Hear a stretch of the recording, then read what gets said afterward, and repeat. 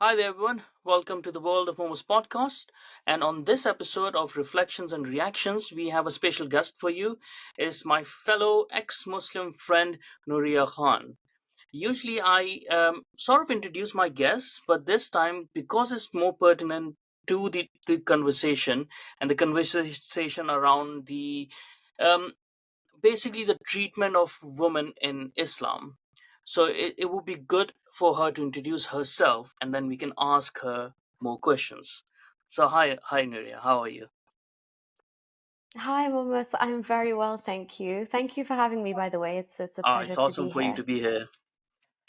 And thank you So for not thinking of me as half brain so I can introduce yeah, myself.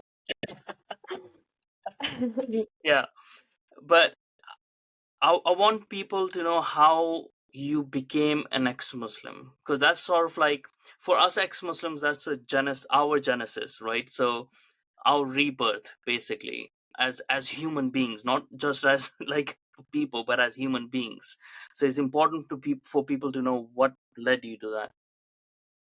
Yeah, sure. So it's a bit of a long-ish story, but what you said is so deep, by the way. I agree. It is literally like coming back to humanity, Yeah. being born again. Yeah, that's deep.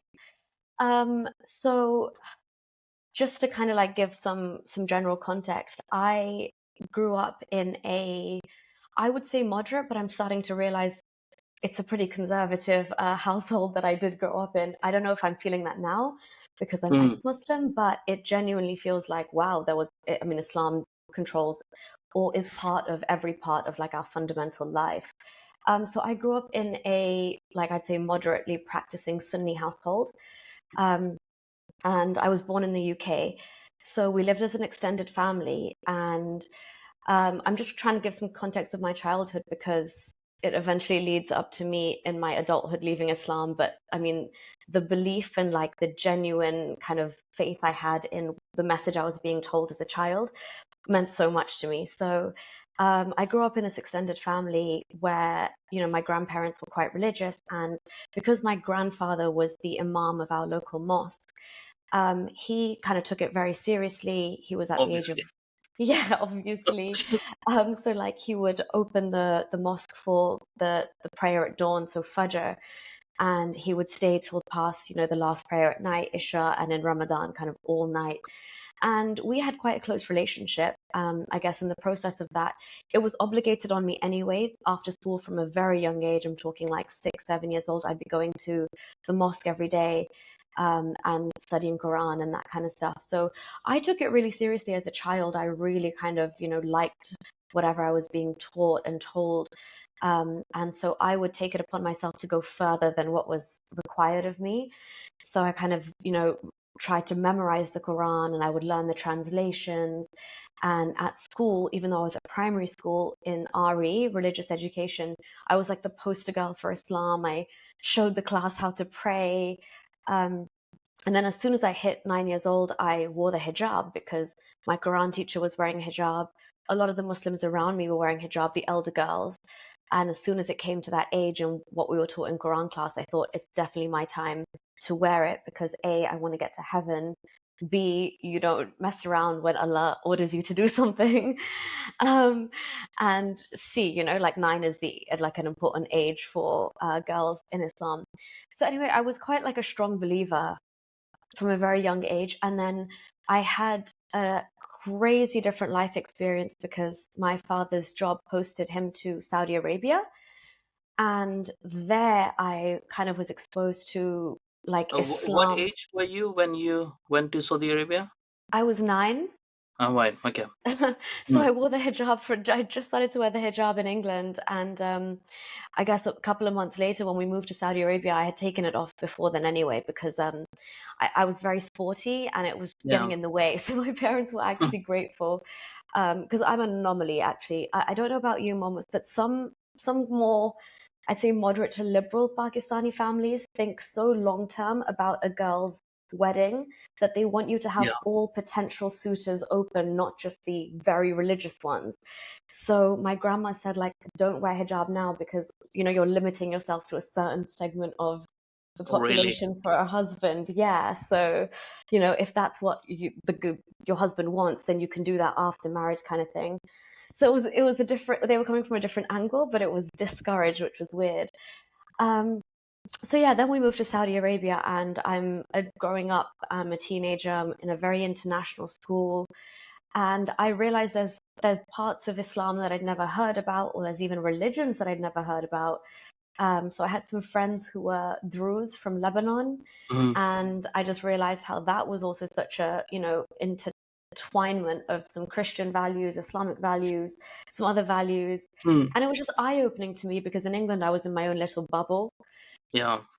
So, So like, just a pause though over there, because this is something that people don't understand within England, right? So, we have a similar trajectory, right? Similar, but not geographically, right? So, I was born in Middle East. So, I was born in Kuwait, and I lived there for 15 years. And then I went to Pakistan for 10 years. And then I came over here, right? But even within Pakistan, I was in Karachi. So, I was in a very metropolitan area and with very a lot more moderate Muslims than even in England, right? So it was a bit different, but I was more conservative going into that environment in my own head, even more than my parents. And then I talked myself out of it, basically, So, but what people don't understand is something that we used to talk about within Pakistan as well, because we used to make Pakistanis in Pakistan make a lot of fun out of Pakistanis who are in England, right? yeah, The way that they talk or the way that they behave and stuff like that, they make fun of them, like whatever the reason might be. the way we speak But Urdu. yeah, but the moderates make fun of them in a way that they say that the Pakistanis who go to England, they become more conservative religiously than their families were within Pakistan, right? Yeah, And people like sometimes don't the people see the people in UK and they think that they represent Pakistan, but obviously they don't. Like it's very varied, but that does happen a lot, and specifically when like you have extended family and stuff, and they're living in a community where you don't have exposure from outside. You start living in sort of like a mini Pakistan within UK. yeah, exactly. And you're right. Like, I think if you were to take like the average British Muslim Pakistani and compare them to, let's say, a moderate Muslim in Pakistan, Mm, I think the Pakistani mindset would still be a lot more liberal than, yeah, the quote unquote moderate British Pakistani, even second generation, potentially even third generation here now, which is, I mean, it speaks volumes for itself, right? yeah, I mean it's crazy. But yeah, so you were in Saudi Arabia.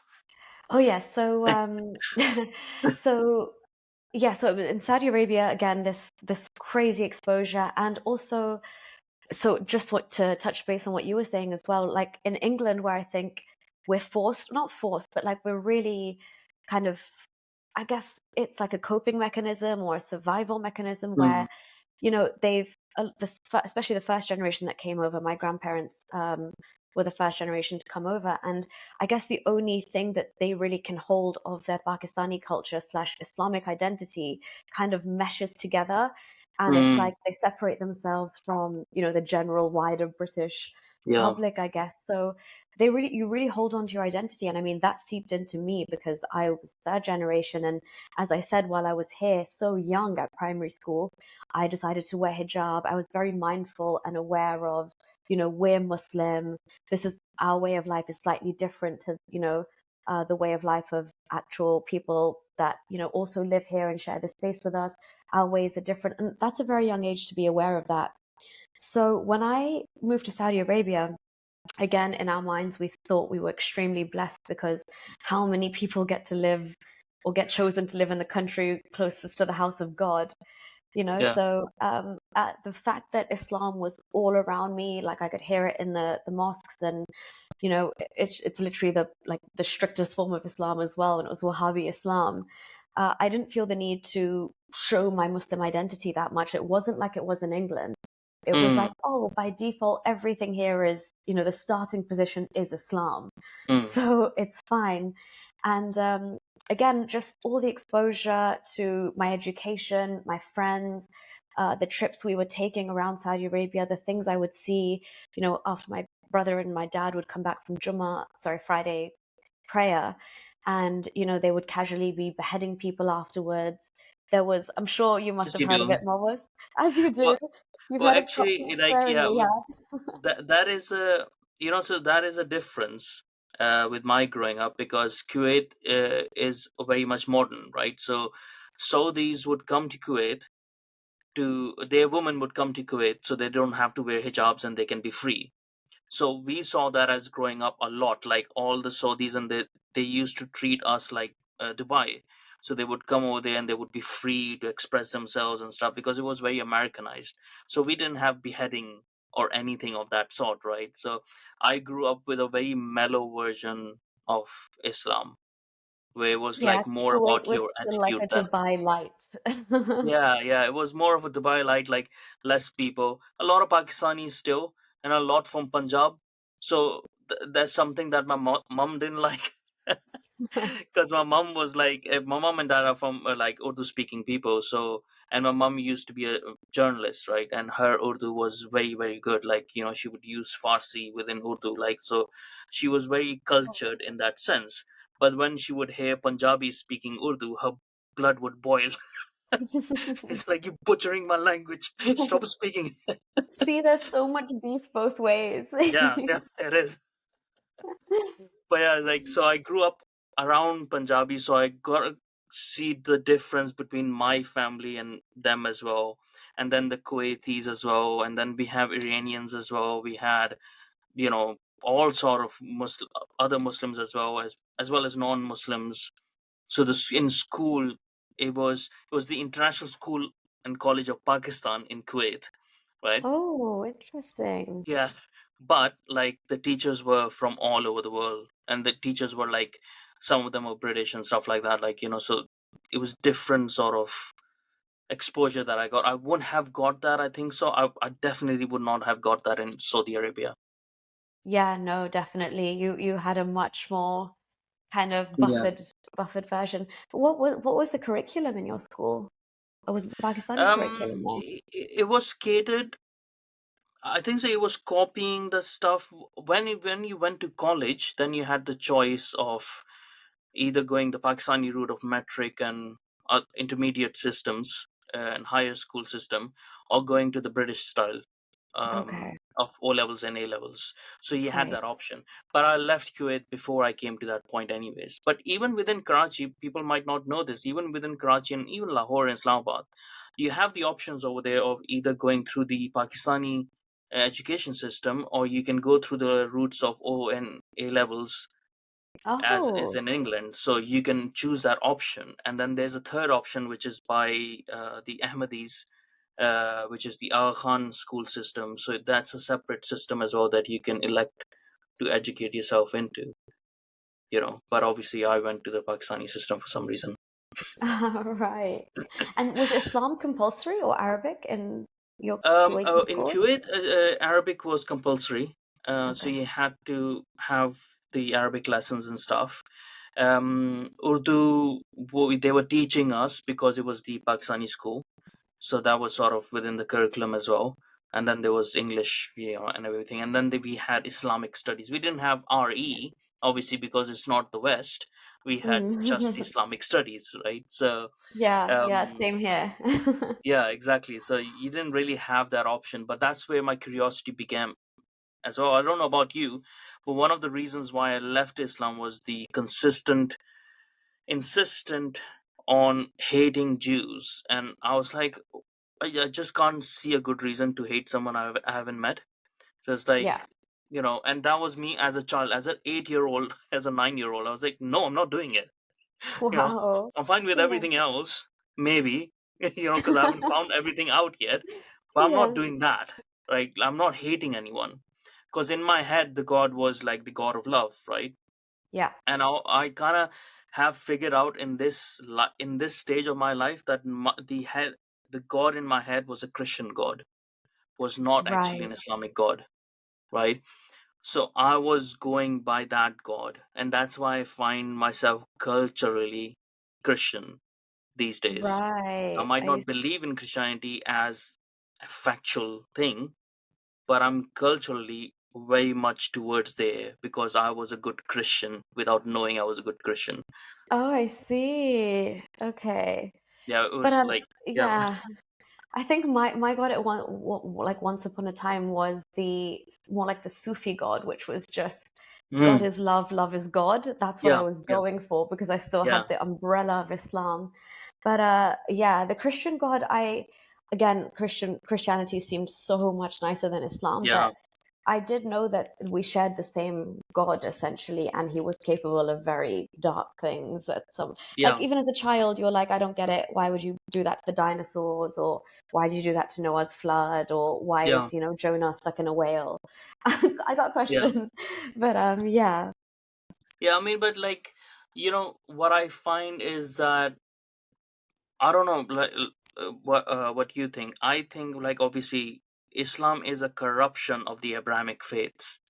It's not a continuation of any sort. It's a corruption of it, right? So Muhammad saw an opportunity, a political opportunity, to oust the Jews from the areas that he wanted to take over. And this was a very political move by him. That's why Islam is a very political religion rather than an actual spiritual religion, right? While Christianity, there are things that you can agree and you cannot, you can agree or disagree with it, and you can understand it through metaphorical reasons, and then you can agree that, okay, there's some story within the Noah's Ark that the God is trying to tell us, or whatever the people are trying to tell us rather than the God, um, but didn't actually happen. But there's like deeper meaning to it, right? I don't see that leeway, that flexibility within Islamic thought because everything happened.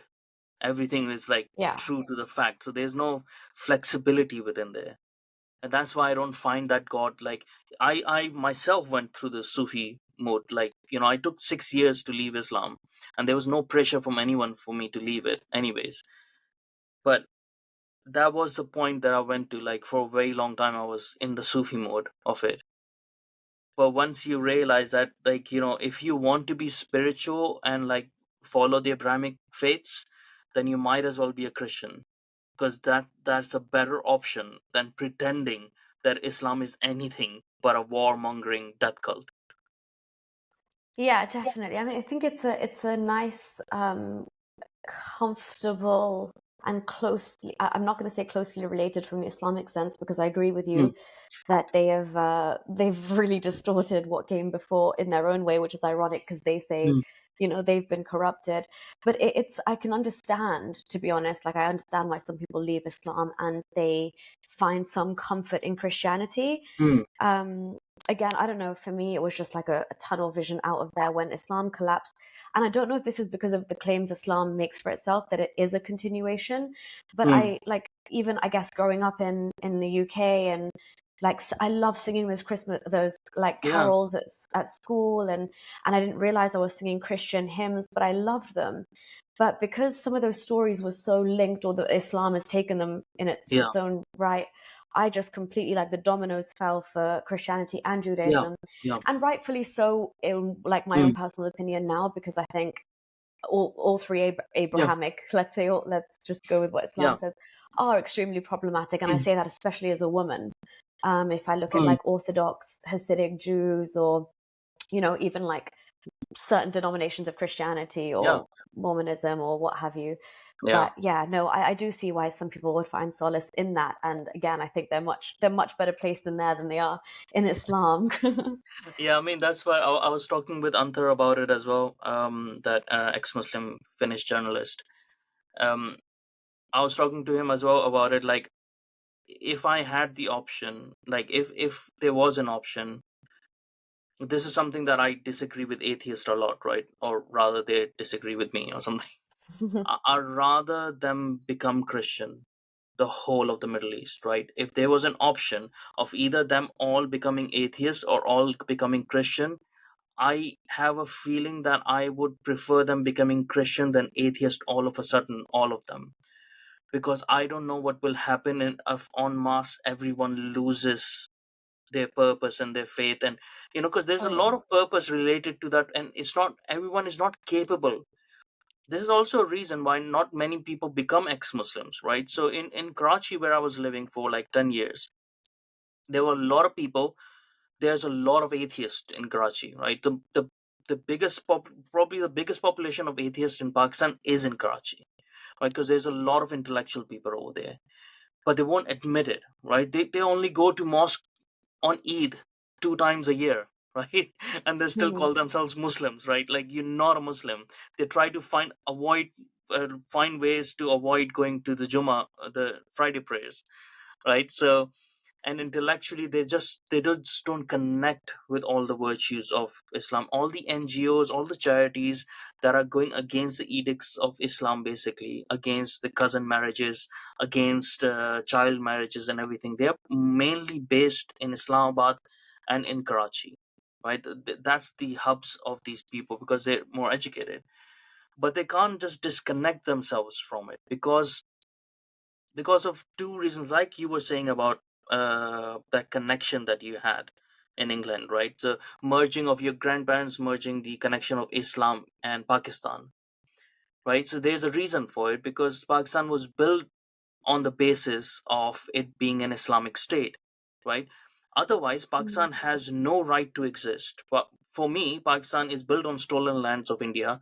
It has no right, absolutely no right to exist over there at all, right? So the only base it has, connecting base it has, among all the United States of different ethnic cultures within Pakistan, is Islam. So Yeah. once you get out of Pakistan itself, the only connecting thing that you have is like your version of Islam. And Correct. when Yeah. those people, like when you went to Saudi Arabia, you understood that Islam is actually a lot different than what Pakistanis understand Islam to be. Because most of the Pakistani we have are Salafis, and it is completely different to the Wahhabism of Saudi Arabia, which is a very strict, just the Quran, Quran and very few hadiths and nothing more, and you follow them strictly to the letter. Everything said is the exact word of God. No room for anything, no Sufism bullshit for them, no nothing like that. They don't tolerate any of those things. Yeah, absolutely not. And it's the ulema in Saudi Arabia who are making sure of that. So yeah, exactly. Like even then as a child, so I was curious because this is not the Islam that I've been taught or Mm, know. And I would ask my parents, how are we okay with these beheadings? I mean, surely somebody has stolen something, especially if they're needy themselves. Surely the answer is not to just chop off the hand that they stole with, and decapitate them and like, further just it's not. I don't understand how I hadn't even read the Quran in Arabic at this point, so I have no idea mm, how this was God sanctioned because, as you said, we all had our different versions of God in my head, but the one that I kind of was subscribing to was like where there was divinity of Allah, there was no violence, in my mind anyway. So then I was told that this is actually Wahhabi Islam, and this is something taken to the extreme, and this is nothing like what we adhere to. And I just kind of, I accepted that, I guess, for what it mm, was, and I said, oh, these people in Saudi Arabia have just they've distorted religion, um, and again, fully believed in it. Blessed to be in Saudi Arabia, we would go to Mecca like pretty much on the weekends, and I'd be in my pajamas, just wear the abaya, and I could go do like the pilgrimage, like the Umrah, mm. which was actually like a big deal, especially for people in the UK. Like, they save a lot of time and money Yeah, to people in go and do Pakistan as this. well. Yeah, Yeah, exactly. So it's I mean, considered you like were a more Muslim than me because I never went. I never did oh, Umrah or Hajj because really. I was not interested. Oh wow! Even though Even because you were from, quite like, close, you were Kuwait. That's yeah, yeah, not even my mom far. and dad went. I never bothered. Because obviously my household was not like one of the strict. We were very Americanized, right? So Wow. my mom and dad also, they are Muslim, right? And but they keep the religion very. They think it's personal. They think the whole reason for Islam was to be like a Protestant faith, to be personal to you Oh, and I not love that. something to boast about. So their mentality is very different, right? But I never bothered from actually somewhat of a religious point of view, because I was like, well, this is just a money making scheme, right? So Wow. right, Momus, you were so onto Islam since you were young. yeah, and I was like, That's well, like, like this is just a money making scheme. Allah should not want this, right? So Allah, well, why instead of me wasting 2 or 3 lakh rupees on going to Saudi Arabia, why not I give some money to the poor? Because Allah will surely prefer that, and that will yeah, count more towards me, right? But obviously, it is one of the 5 pillars that you have to do in Islam. One of them being the Hajj, I think so, if I remember correctly. yeah, if you can, It yes. is right. Uh, but I I was don't know. I like, haven't gone through them in so long. God, yeah, so I just forgot. trying to Like, I think. forgot if it was the fifth pillar or is it the optional one if you can. Yeah, Because because it is in my head dependent it on was your always means. like if you can, isn't it? Like Yeah, it's if you definitely have the means to dependent. do it. Yeah. Yeah, So it wasn't a compulsory in that way. But I always which is thought why like, it's well, if selfish you, of people to go over and over again. By the way. yeah, that's Yeah, what I always said, right? And whenever people used to come back, they call themselves Haji, yeah, means someone who has done Hajj. And my understanding was like you can't call yourself Haji because only Allah can tell you whether your Hajj, your pilgrimage has been accepted or not. good So you point. Yeah, so you can't like and this was actually very frowned upon in Arab, in Kuwait. So they would not call themselves Haji or anything to that sort because they were like, well, it's up to God whether they never went for Hajj that much anyways. I think it's a Kuwaitis are very much into subcontinent thing. drinking and stuff like that. They don't care. Yeah, yeah. And I Yeah. think this is a subcontinent flex to say Haji Saab and stuff, just to flex that Hmm. I've done Hajj, because in the Yeah. subcontinent, Yeah. Muslims there, we have to show our piety a lot more than I'd say like Arabs in the GCC Yeah. They do, don't care. They don't Yeah. care. Yeah. Yeah, but also like you must have seen there's a very sort of like complex within Pakistanis that they want to link their lineage to the Arabs just to say that we are not Indian and we are Arabs. Like, they have very much say it doesn't even make sense to me. Even though annoyingly from a dad's side my lineage is from Arab.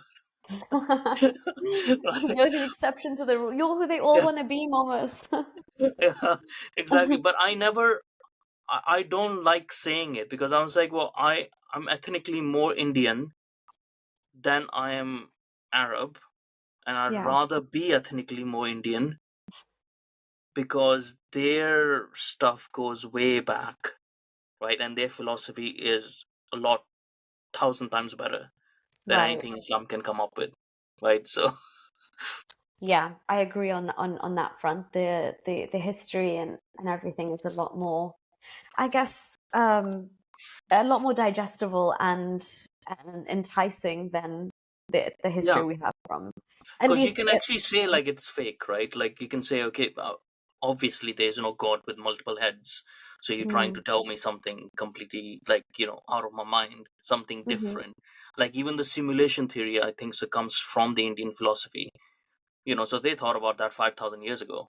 Yeah, I mean, if you take it as a set of ideas that they were Yeah, discussing, it's pretty mind-boggling. Even just yeah, accepting that the what Hindus like to say you can be an atheist within Hinduism, to because the yeah, element of not being Gnostic, that was all yeah, being explored that long ago, which is, yeah, it's amazing in itself. So yeah, yeah. And then there's a lot Muhammad to bin Qasim came to India and just fucked everything up. You know? 100%. Yeah, it was never the same again, and Yeah, that they're still feeling the ramifications of that up until yeah, today. We're yeah. still feeling the aftermath of that. Exactly. But You yeah. imagine what that region could have been without Islam. Like, Exactly, exactly. If it had just so, left that region alone to yeah, flourish in bits of Buddhism, Hinduism, whatever was happening exactly. regionally, They just were let it even bloom. okay when Alexander the Great came, like with his Greek stuff. Like they were still okay at that point because Alexander acknowledged that this is a completely different thing, and there was exchange of philosophies and stuff between Greeks and Indians even beforehand. There was an exchange of ideas as far as I know. And he would So they allow for that admired each other. assimilation. Yeah, Yeah, exactly. It's not yeah, like a complete overhaul. yeah. Because but Islam is insecure about it, so it knows it's bullshit, right? So the only Absolutely. way that it can is just like kill everyone. Yes, silence will kill Yeah. you. But did you leave Islam? When did you start leaving Islam in your head? Like, was it in, because it's different leaving in your head, the seeds of doubt that come about. Was it in Saudi Arabia or when you came back to England? Or when did you come back to England? So I had also experienced, so I'd experienced Saudi Arabia and I had seen various elements of Islam, but again, the actual faith in my heart for Allah, it sounds crazy now, but like the faith in Islam and the faith in Allah was always there. Like that was never shaken. So I think even, the going to, Solidarity. yeah, yeah, so like for going to Mecca and actually seeing the sights, Mm, the cave of Hira where the Prophet mm, went and hid, and seeing all the different places in Medina, and all of this stuff obviously had some impact on me as a child. The first time I laid my eyes on the Kaaba, my granddad made it a huge deal, and the way I saw him react probably infected the way I reacted. So all of this was happening, but then I was growing up and I moved to Dubai and I saw an even better, when I say better, it's because it's more liberal, but I saw an even more better version of Islam being played out that was a lot more in line with my lifestyle mm, and my thoughts on the whole thing. So I thought, wow, the UAE has it perfect. This is how you combine Islam mm, with the modern world. And, you know, Western people love it here. Like they're all coming as expats. I don't need to hear about beheadings. I can mm, go to the cinema with a boy if I want to. Like no one's mm, gonna, everything is calmer. So that was a really good segue for me to come back to England for university. But I came back to England for university and I studied some Islamic law. And again, I'm very much a believing Muslim. I'm not necessarily in everything I How do. odd is it, right? Like you came to England to study Islamic law. I know. Why And are we again, allowing? Why are we allowing this over here? Like what the fuck? I know. And you know what's crazy? It wasn't even Islamic law in a very critical, like with a critical lens. It was more just Mm, like using Islamic jurisprudence to justify Islamic rulings and then present that as. Anyway, I yeah. digress. But I mean, yeah, I and hope. for people who don't know, like Islam has a set of not just like different laws which are derived from the religion.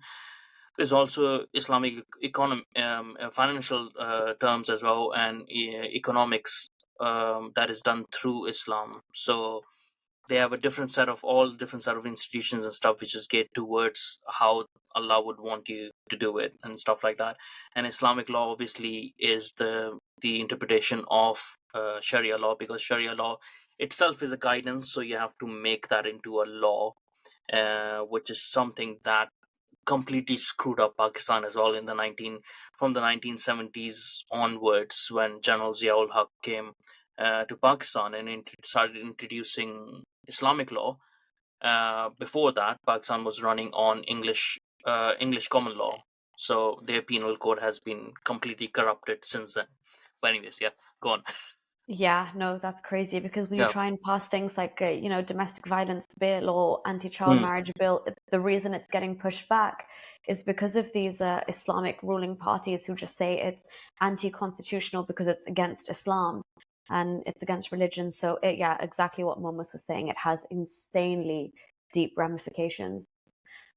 Um, but yeah, sorry, just to come back. So mm, I saw liberal Islam and I was back in the UK again because I've always had this like I'm used to like the way of life in Britain and stuff. So I was always gonna be a bit more, I guess, open to like knowing, the liberal side of things as well. So I went to a very, very liberal university, and that's actually the first time that I met somebody who outwardly told me that they were ex-Muslim mm. outside the Islamic law module. And I was so like devout in my faith as a personal relationship between me and Allah that I thought he was absolutely like cuckoo. I was like, excuse me, you what? Was that the first time that you even realize that this could be a thing, that is a thing, like the Yeah, I first time didn't that you're know thinking like it. ex-Muslim, that's a thing, like how is this possible? Yeah, like in a second, like all these thoughts went through my head. Like, A, how is that? What is this word that I've never heard before? Secondly, how does somebody leave this? And thirdly, why would you want to? You in your Yeah. right mind? Like, I to leave was not a thought that ever entertained, like my mind ever entertained before that. I just thought this, you're stuck with this for life, and obviously it's the best thing.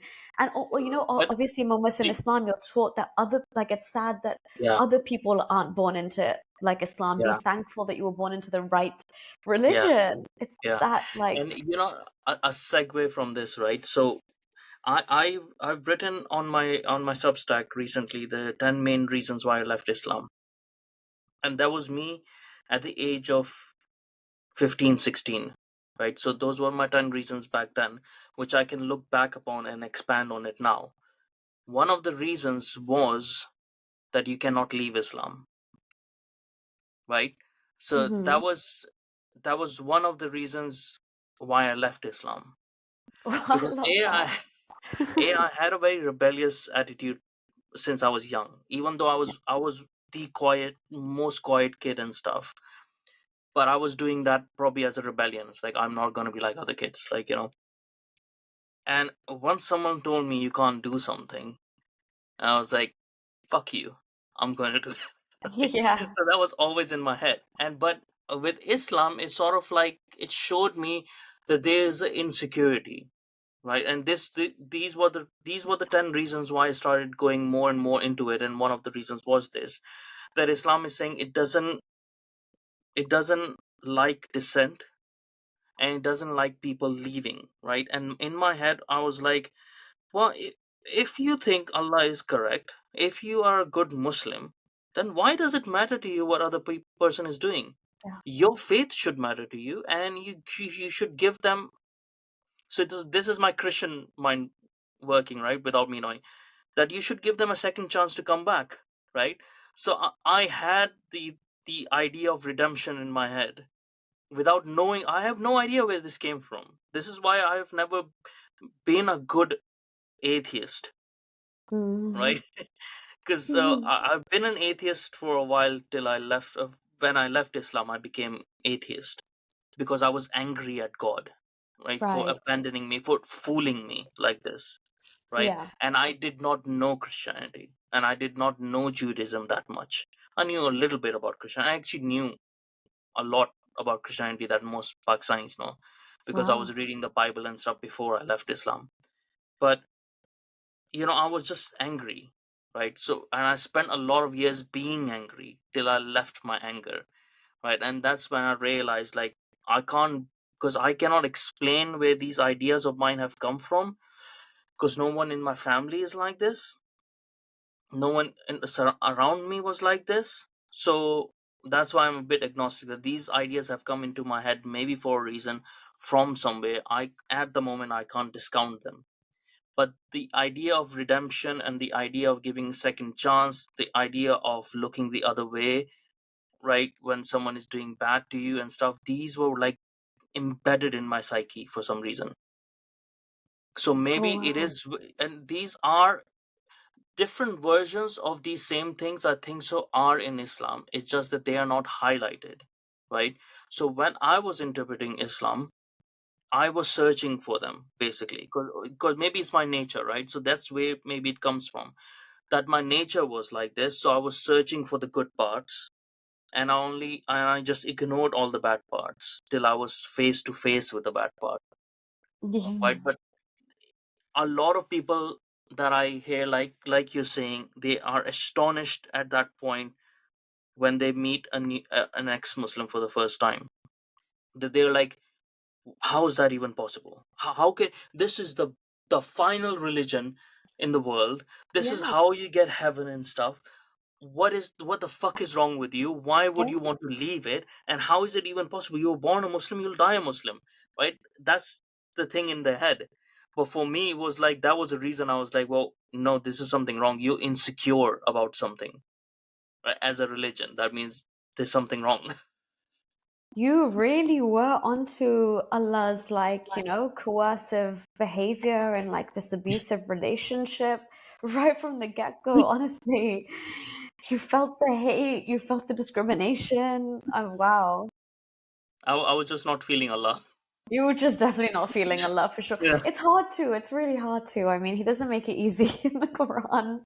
No, I mean, and but like in Kuwait, it's easier. If you're like born in Kuwait and Dubai and you live over there, I can see why it's not a problem for you to be a Muslim and remain a Muslim and stuff. Oh, Because yeah. yeah, it's not the same. It's more like the customs, right? So and you don't mind that because they are your traditions, right? Because outside of the West, there's no concept of liberalism, right? So I Yeah. didn't grow up with a liberal mindset. So I'm not, even now I was liberal for a while, but I'm not liberal. I'm more traditionalist than I'm liberal. So I always go for the traditionalist point of view, right? So and probably that's why I was like on these things, because I like the British traditions a lot more, even though I was not British, right? So that's why it's tell people like I was British before I came to Britain. I wanted to Yeah. be British way before I came to Britain, right? Because and that's how much I hated Pakistan. Yeah. Because Pakistanis, there's something that you said earlier, right? Which we discussed, the merging of Islam and Pakistani identity, right? The other thing I think so that stops Pakistanis in England from integrating as British, as proper British people, I think so. It is that inherent hate of Britain that a lot of Pakistanis have, even though they might be here for a very long time, third, fourth, fifth generation, they still have that hatred of Britain because they still blame them for like, oh, coming over their country, which wasn't their country to begin with, but coming over there and like colonizing them and stuff like that, right? So they come over here and they say they're British, but they're actually not British, because when Pakistan comes to play cricket, they're supporting Pakistan straight away, right? They might be third, fourth, fifth generation, they're still supporting Pakistan, which doesn't make sense to me. I think so. I don't know what you think in your experience, because I can't feel that because I wasn't born over here. But I sense that these are the two main things: Islam itself and the hatred for Britain, that stops a lot of Pakistanis from actually integrating properly and being loyal to Britain. Yeah, it's the infamous cricket test, right? That was, Yeah. yeah, it's obviously extremely controversial, but like, yeah, it's like I've seen generational differences where obviously first generation they are going to fail the cricket test by those Mm, standards because they're no way cheering for England. And second generation as well, I think they would mostly, uh, be for their home team. When mm, it comes to the third generation, I thought that there was going to be kind of like a shift towards mm, more definitely feelings of more Britishness than, back home to Pakistan, which is getting mm. further away now, especially from where, like, from somewhere where I'm standing at least. Yeah. And I think the reason that, and I've seen that, like, some people around me do acknowledge that, and they're like, no, I support England all day. Like, what do I have Mm, that mm. much in common with the Pakistan team? I wouldn't last 5 minutes with them, but I'd love to go grab a beer with some English Yeah. players. You know what I mean? Or even like the British Pakistanis who are playing for England, they're like, I've got way more in common with Yeah. them. So there's that niche that is growing. But I think, like you said, the reason that that stops that as well is because if you're living in like those insular societies, you're not Mm. gonna like Parallel societies. Yeah. exactly like even in London, for example, like where I was living, I felt entirely safe, projecting that same identity, Mm, being a Pakistani Muslim, whatever, because we were like kind of we had power in numbers and we could yeah. it was almost like, yeah, this is this merger of an identity that we think we have. Whereas, oh, we speak English and we get this way of life. But exactly what you said, it does ring true that I'm not going to say like it's an outright um, hatred for Mm, England or Britain because every family is different and their circumstances yeah. to come here were Yeah. different. But some were, as you know, they're extremely grateful. They compare their lives to how they Mm, would be back home in Pakistan, whether it's something like healthcare or if somebody has gone through cancer and they've seen how the NHS has mm, come through for them, or just the services we have available, and little things like by default, here you get half of the assets, and mm, inheritance is not divided up according to Sharia, which breaks mm, families apart almost in Pakistan, yeah, and things like that, So, but there is definitely this level of vitriol amongst, I think, like quite a lot of Muslims who, and again, Islam has a level to play in this as well, because mm, Islam says that by default, England, white people in general, Westerners, the Western yeah, way of life, it's all part and parcel of being in a state of kufr and mm, infidelity, and it's just not Islamic. And we've always, as a good Muslim, you need to have some level of kind of some wall up between you and them. You can't, I mean, the Quran itself says, like, do not befriend Jews and Christians and things like that. So you naturally, like, as moments, the feelings that you experienced when you were younger, saying, no, I refuse to hate these people just based on what you're telling me. A lot of those Muslims live with that cognitive dissonance where superficially they'll be part of whatever's happening, but deep down they have to acknowledge the fact that this per- this person is different from me. My God says so. Look at their life. Look what they drink. They eat bacon. This, that, like these little things. yeah. I mean, and that's what I was trying to get at as well. Is on the face of it, aesthetically, they will present themselves as British, right? Right. Up to a point, and then they think themselves as British because of it. But being of a nation, whether Britain or anywhere, is not the way that you dress or the way that you speak or what you eat and stuff like that. It's a disposition, it's a nature, it's the inherent nature of it, and inherently your desire to protect it because you see it as your homeland against anyone, right? I think so. It makes it very impossible for a good Muslim, right? You have to be a bad Muslim or an ex-Muslim to be good British, right? So it's impossible for a good Muslim to be loyal to Britain to a point where, let's say, if Pakistan and Britain has a war, not even a cricket match, right? They can't even support the cricket match. But let's say if they have a war, I don't think that more than 80% of the people would support Britain in that. Not only that, I think a huge majority would start insurrections within Britain to help Pakistan, right? And this is the point where I have to take myself out of this equation anyways, right? And think outside of myself. And if I was a native Brit, I would be inclined to think that what the fuck are we doing? Right? Why are this? Because this is a national security problem then at that point. And it's sort of like, I think so people need to wake up to it. It's not everyone, obviously. You and I are examples of there is not everyone from Pakistan who would be Mm. like that, and it can't be everyone. But the rules are not made for exceptions, they are made for the general, right? So in general, if we think like especially the recent immigrants that you we getting over here, especially the ones who are very Islamist and who are radicalizing the third and fourth generation Pakistanis over here. I mean, it's a suicide for Britain because they will never integrate. They're coming over here to conquer. They're not coming here over here to integrate in their heads. I used to be in the mosque in Karachi, right? And every now and then you would go to certain mosque where they will talk about conquering Europe. That the one day they will conquer, inshallah, we will conquer Europe, blah, blah, blah. That's all they talked about in the mosque. And this is Karachi, one of the most moderate cities in Pakistan. So I can only imagine what would be going ahead like in other areas. All they would talk about is how they will destroy Israel one day, how they will conquer the West, and all that bullshit, right? Rather than how they can fix their own country first. But all they would talk about is this sort of bullshit.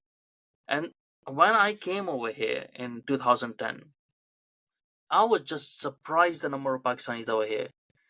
I was like, dude, like these are the same. They're still saying that while being. It's not as if they have changed. A lot of Yeah. the Pakistanis that I was around when I came over here, that's why I have not made a single Pakistani friend since I came over here. I've Oh. completely separated myself from them. I was like, I do not want to be among these people Mm. because of how they're behaving, right? Because that Look, I don't have a And let's connection. be honest, Momos, who I doubt they'll accept you either, you know? No, no, no, they won't. Like, I Exactly. open because I openly say, like, like, that Bharat should be on you. Those All are the right. lands of Bharat. They're not yours. Mm. Yeah, no, no, no. You're not welcome anywhere near them. Exactly. But the point was like, because I had a different route, right? Even though I was not born in Britain, but this is the only place that I see as my home because uh, probably mentally I was more British before coming over here, right? So there would be exceptions like that where I feel like, that this is a country I can fight for and I would die defending it. But I had never thought about any other country like that. You know, I was homeless in a way, countryless, because I was born in Kuwait. They don't give you nationalities at all. No. Like, I was in Pakistan. I was born over there, and I did not agree even with their whole existence. So how can I be, you know, part of Right. that country, right? So this Yeah. is the only place where I have like, okay, this is my home now, right? So there would be a lot of exceptions like that, but there's a lot of people, especially who are still Muslim. I'm not sure how we solve this problem. Like, it's not just to Pakistan. It's not like it's because we are both sort of have that heritage, so we can talk from Pakistani point of view. But it's not just Pakistan. I just don't understand how we solve this Islamic problem. And it's not just Islamist. It's Islam as well itself, the Muslims. I don't understand how we resolve this problem where it doesn't eventually become that once their numbers grow. They'll always be like that. The moderates will become that. Yeah, because you're right. Like right now, it's across the board. When you said it's not even a specifically like British Pakistani problem, I'd say it's a problem for a lot of these people who have migrated from Islamic or Muslim like majority countries where Sharia was at some degree Mm, playing into their legal system or structure and that what have you. But it's it is such a fundamental problem because, like you said, it's hard for you to be patriotic or uh, I mean nationalistic is way out the question, and mm, there's pros and cons for nationalism anyway. It can go to mm, extremes, but let's say having, as you said, having a duty to fight or care about your country being protected and the values mm, that it was built on and stands for being protected. It's hard for, I would say, even Muslim moderates to buy into that or feel that sense of loyalty towards the mm. United Kingdom because they naturally, being Muslim again, you have to disagree with UK foreign policy. Yeah. You have to be at loggerheads with what your UK foreign policy dictates because they are allies with America, they're allies with Israel. These are the baddies in Islam. Hmm. So, as Momos was saying, like, and he clocked onto it a lot sooner than I did, but the inherent anti Semitism in Islam makes Israel the number one enemy in our Oh yeah. modern day and age. So, I mean, almost I'm sure you've had the same, but I was exposed to, and I hate to say it, even for a hot minute, believed in some of the most outlandish conspiracy theories that related to Israel and America and all these things. So I can tell when even moderate Muslims are sitting in, a very, very nice middle class life, living it up in London or whichever other area, and life is secure, there's no war. If they're out of a job tomorrow, they can get money from the state. Their, medical needs are taken care of. Their elderly parents are being taken care of in the best way possible, in ways possible that would not be an option back home. Yet, when the news comes on, they will curse that very country, its politicians, every decision it's making. And like you said, their little insurgencies from within to badmouth it, to topple it, to infiltrate it from within. The only reason moderate Muslims or Islamists would join the UK army ever was to infiltrate from within Yeah. and maybe get you hold of their weapons or Yeah. something. But that's the only way. Yeah. And you're very right to point that out as well because I because I'm hesitant, right? Because there's people involved, there's human beings involved, and my nature stops me from going to that extreme because whether I disagree with their ideology of Muslims, but I don't disagree with their life, right? So life to me is precious, right? So I can't, in me, like, I can't have that hatred even for my most staunchest enemy. Even though there would be a Muslim saying that I want to kill you because I'm an ex-Muslim, in my heart, in deep in my heart, I cannot have that hatred for that person even, right? Because I need to have the idea that you can turn, that you can receive salvation, that you can redeem yourself, right? Otherwise we would have a very weird, I think so, we would have a very, very, deadly world, and we will go back to the medieval ways of dealing with things.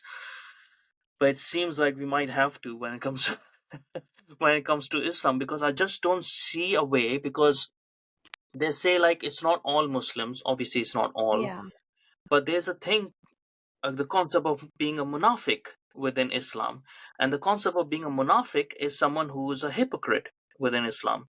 So a moderate Muslim is considered a munafiq because they're hypocrites, right? So if there's more Muslims that come in majority in a place, right, and um, the moderates are saying, no, no, no, we agree with the British law, or whatever stuff like that, they will be labeled as munafiq.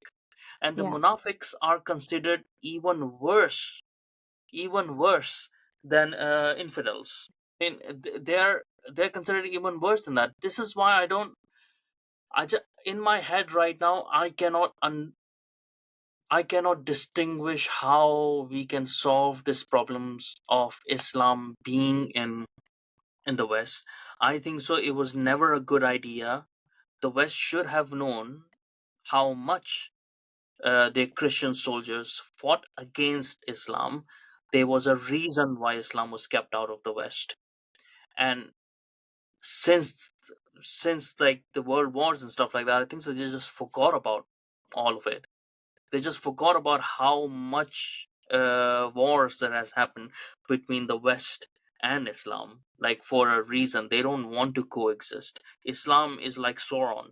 It does not share power. It is the Does one not ring. share It's power, built to rule all. absolutely. you know but but coming to that point of, so you were in UK and you were being a good Muslim studying Islamic law. When did you actually leave Islam? So yeah, I basically was the good Muslim, went back to Dubai as an adult, um, and then I got married. As you know, in Pakistani Mm, culture, you can't waste too much time after yeah, university, and then you have to get married. Otherwise, log kya kahenge, or what will people yeah. say? Was So it arranged or? it wasn't arranged entirely, but it was very much like there was a lot of pressure behind it and a uh massive like time. but like, It you was knew the person, and then he had to tell his parents, and then they came to your parents to exactly. discuss it and stuff like that, right? Yeah. Exactly, yeah. So again, that was when I was, I think, about 23. Mm, So I personally was not ready to get married at all, but my parents were moving to a different country, and Islamically, you can't even be seen to be seeing a yeah, man without like an accompany, like yeah. somebody to Non-mahram, yeah. accompany you. Yeah. Yeah, basically, it's the concept of mahram in Islam, as Mohammed Mm, was saying, like a guardian or someone there. mm. So the Chaperone, next best thing basically. is Yeah. to have a nikah or the Islamic marriage, Yeah. which is what had to happen. So when like that marriage was in just absolute nightmare to be in, and there was financial abuse, emotional abuse, and it was on the verge of being like getting to physical abuse before I realized I Mm, need to make an exit plan, and I need to, like, this is not going to change, so I need to do yeah. something. And in the process of doing that, using kind of everything I know to be as like a British woman as opposed Mm, to a woman living under Islam, I just moved back to the house that my parents were in, and I started looking for jobs for myself to be financially independent, and trying to put ask for the separation however it is done Islamically. But before I could do that, there was an Islamic like Sharia law, or there was a clause from Sharia that goes all the way back to the Quran, that was put on me, and it's not really that common for UAE, like especially within like legal systems within Mm. family law, to use such archaic Sharia kind of clauses. But anyway, if you have a very kind of conniving lawyer, they can do that. So this law was put on me, and I had no idea. So I got a call one day from the police, and the law is essentially like forcing me back to my husband's house, and I can't leave without his permission. Um, so that was my first like massive blow. But again, in survival mode, you don't really think about it. So I Mm. thought, oh, these are some crazy UAE lawyers, these are some crazy judges, these are some crazy policemen. They're all abusing their power, and they're power hungry on a power trip. um so when I got myself out of this really, really terrible situation where, again, so much Islam was involved, so much patriarchy, so much misogyny, but also pure Islam, I managed to like by with a glimmer of hope. The last call I made was to some man at the British embassy who just kind of he couldn't give me advice, but he said just drive to the airport, like just leave. Mm. And I did. And when I got away from everything that happened and living in Dubai, which is essentially a bubble anyway, even your internet is controlled. Mm. You without VPN, you don't have access to like normal websites or anything.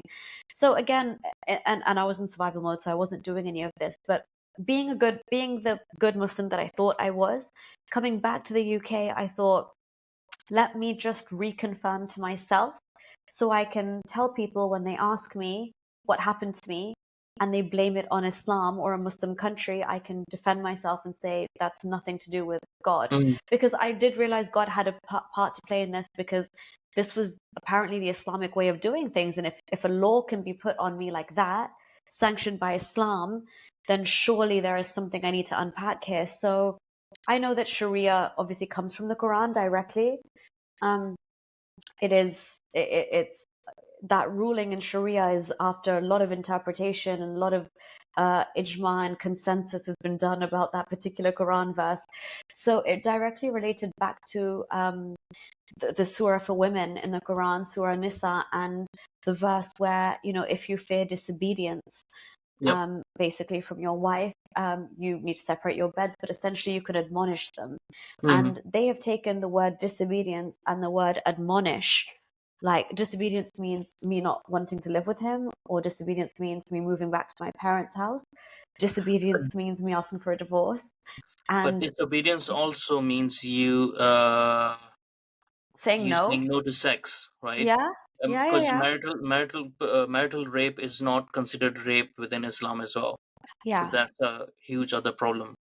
Disobedience momos could be saying no to anything. Like, do you Or not fancy a not new? cooking you dinner. Yeah, Like, yeah. yeah, yeah, Do you fancy Thai tonight? No. Oh, no, just like yeah, literally anything. yeah. If you take that loose meaning, which is essentially Mm. what they had done, and then admonish, they took for if she's run away, you can physically remand her Mm. and Mm. bring her back forcibly, and Yeah. she there like she can't leave then without the consent. So you're essentially held hostage.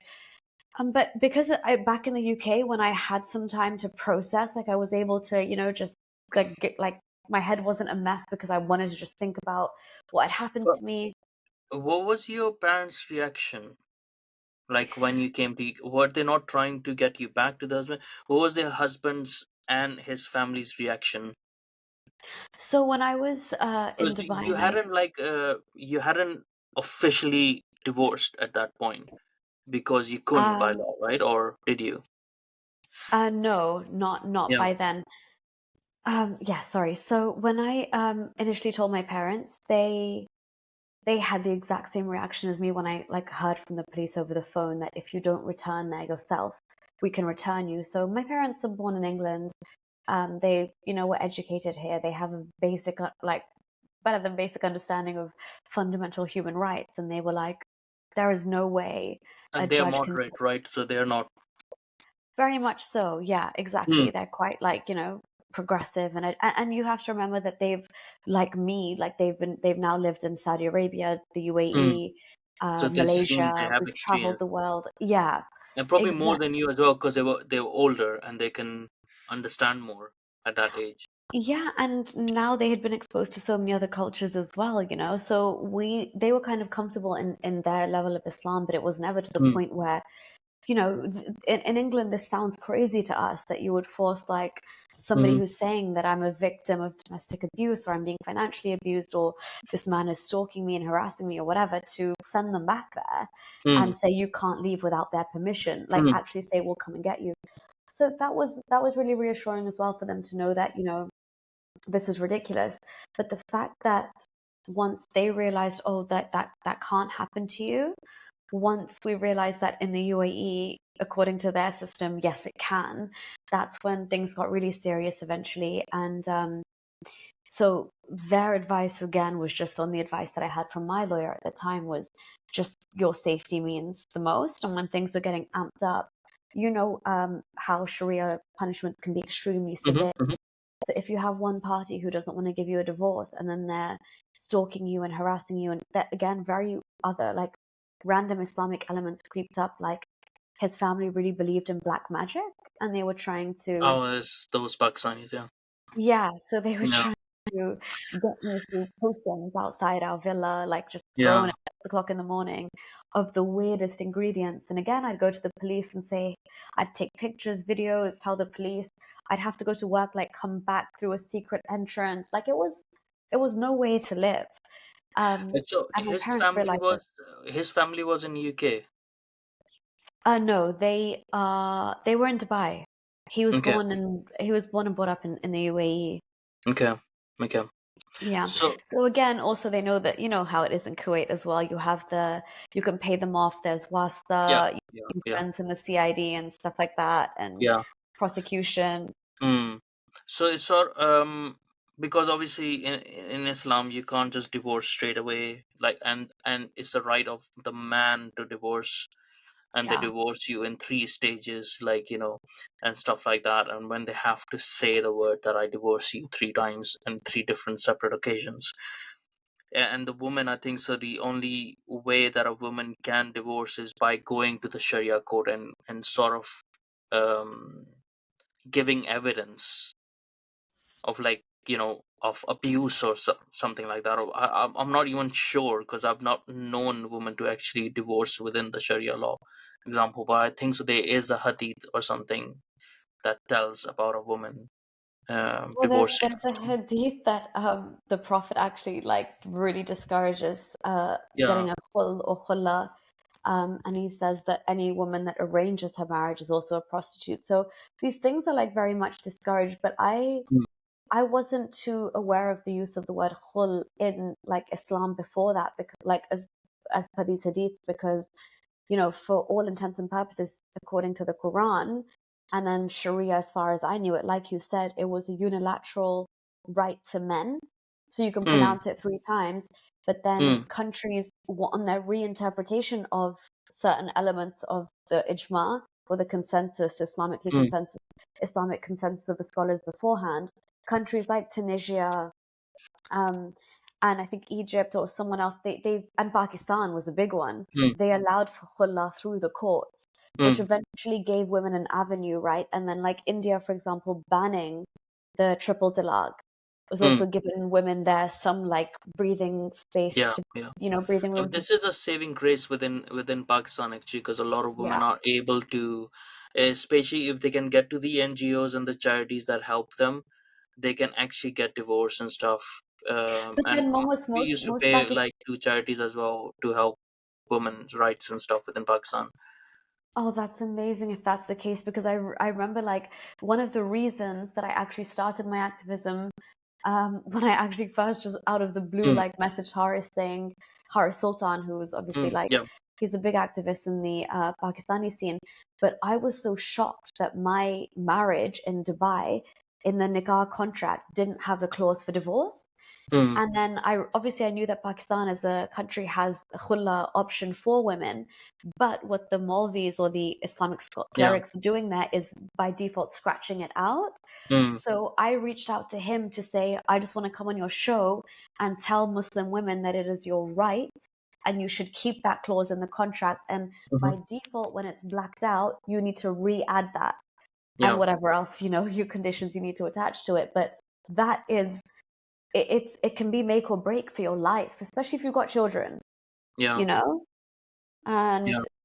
if your family I mean, aren't obviously, supportive, it's not that like it's not that easy yeah, for even like especially within Pakistan to do that, right? It's not that easy. It depends which family you're from. If you're poor, then you're fucked, right? But if yeah. you're from a richer family that is known and stuff, then you won't even need that because then your brothers and your cousins would just go and beat the guy up, right? So Yeah. it's a very different scene over there. So, but But then what's how known, did you you would come? still have that, sorry, you would still, as a woman, have that, like, you want to be freed Islamically. Like, if a man refuses to do that, no matter how much, Hmm, your family, like, take matters into their own hands, some women genuinely feel they can't move on, and like, unless they've gotten that stamp of approval in the eyes of their Allah. And I know hmm, you're saying a lot of the rich, let's say the elite class of Pakistan, probably aren't that fixated hmm. on having the word talaq, Well, you there's know a what I lot mean? of social stigma attached to it as well. I mean, Yeah, no one is going to marry someone who's been divorced. First of all, that is a huge stigma upon women, right? And then they will be a burden to their parents then, right? And there's so many different things that go along with it that's why women feel like they are. It's not like they feel like it. They are hostages. They're made to feel like hostages because they're discouraged from actually working, so they don't have any work experience, so they can't stand on their own as well. And they're open to that's why they're open to control and financial control, abuse and stuff like that, because they're so dependent on not just the husband but his entire family. And this concept of when a woman marries into to a man, she's marrying into the family. So the whole process of the whole marriage ceremony itself is the parents, not just like in Christian wedding where the dad is giving the daughter away, but this is actually she's leaving her home. yeah, And she's crying her eyes out because she knows that she doesn't know this person. Most of the time she doesn't know this person because it's arranged marriage, right? She doesn't know the yeah. family and stuff like that. So, And they actually say, like, they celebrate that in our culture, like that, the girl has become a stranger to mm, the family she grew up with now, like she's now theirs. It's like you're cut off. yeah, and it's hard. I think so hard for people not living through it to understand what it does to women, right? So this is what pisses me off when people try to promote hijab or bullshit like that in the West. It's like you don't understand. It was very easy for me as a man to leave Islam comparatively, right? So I had more enemies than a woman would have, like different sort of enemies and stuff. And my actions would create certain enemies because I was actually more vocal about me leaving Islam while I was in Pakistan, and I was encouraging other people to leave Islam. Wow. So that was a bit different. So I would create enemies in that sort, right? Yeah. But it's virtually impossible for a woman without having some structure of like either her parents being moderate or one of her brothers being a bit more moderate or something like that. It is virtually impossible for women to leave Islam. They are held hostages. People do not understand this. It takes a lot more for a woman, right? Because for a man, like I'm like cut off from my tribe, so to speak, but I didn't consider them as my tribe anyway, so I didn't give a fuck about that. Mm. But like you're disconnected from your family, your support system and everything like that, and you just out there on your own then, right? Whatever bad happens, then it's up to you. You don't have a support system anymore for your friends and whatever, like you don't have that, right? But for a man, it's still easier to operate within that because most men grow up with that feeling that you're on your own and then you have to do things on your own, sort of. It's instilled in men, right? For women, especially from those traditions and those cultures, it's just hard because they are so dependent on the men over there, and they made, because the system is like that, because Islam is like that, it makes women dependent on men, right? And it's so hard, but people don't understand that. So it was very brave of you to take that step. But how did the divorce actually happen then in the end? Oh, thank you. Mm. It was literally like a necessity. You don't even think about, you just want to preserve your life. And I just thought this is absolutely no way to live. I could see that I was not myself. And um, again, when you're stuck in a situation like, or living in a country like Dubai, it's very easy to forget like what the real world is like. You're so in a bubble. Um, but when things got really, really dangerous in the sense that they were putting all of these allegations against me, like the police were harassing me nonstop to come and give my passport, hand my passport over. And so they would call me on the weekends and they'd call me post 10 p.m., which I know, even according to an Islamic country, no male police, I was using those laws again, in my Mm. favor, because no men can come and ask me to go with them to the police station after 9 p.m. And I don't have a mahram, so they can't really Mm. take me. All of these things, I was trying to like really buy my time because I knew in a country like Dubai, moms, they don't offer you nationality, but Yeah. for more than that, your nationality is everything you are there. That's how they view Mm. you. That's your worth. That's So what you can. you were in Dubai at that time when you got away from him. You were still in Dubai. I was in Dubai and I was so defeated by everything that was happening for so long, Mm. like these black magic potions, the following, Mm. the stalking, the showing up at Mm. my new work, the police not listening to me. I would sit Mm. there for hours at the station, be very respectful, and like they just weren't listening. So when I was like almost done and they kept harassing me to give my passport, I was about to give it. And my lawyer comes out of the police station and she just says like they're adding like 5 6 more charges to this. They're going to find a way to like frame you for stuff according to Sharia, like just Mm. she's like. And I was on at the same time on the phone to, I think it was like the emergency British Mm. number for expats in Dubai. Mm. And again, the gentleman on the phone, I just gave him like a snapshot of all these charges they were putting on me, what I've been through for the last few months, the Mm. police not listening, my house and my room being monitored. And he just said, I can't give you legal advice, but if you've got your passport in your hand, he said, Nuria, do not hand that over, like drive to the airport. So that's literally what I did, like in a flash of a moment where I was about to go and And put my your trust in parents them. were in England, Yeah, so or they were had they? their Yeah. house in Dubai, but they were actually just in England because we come to England a few times a year. So Mm. they were here at that point, yeah. And when like I had called my father and I told him that this is what they're doing, he was on his way back to Dubai and I was on my way to England because of the call I just had. So Mm. we kind of passed each other mid-air. But I had like in that moment, he was just like, you need to come back to the UK where these We can these protect you, sort of thing. superficial Yeah. charges don't even exist. Yeah. Yeah. Yeah. And But my lawyer said like, to me, like, you don't I'm have to get sure, a like divorce. I'm sure during that time, like it was pretty hard dealing with your then husband as well, because he would have been harassing you to come back or whatever. Yeah, no, definitely. And I think that's when I flew back to London, I got on the next flight because they were going to put a travel ban on me as well. I'm telling you, like, this is how much Mm. he had been at that station. He'd been, camping out there. So they were going. I literally had a few hours before they would put that ban.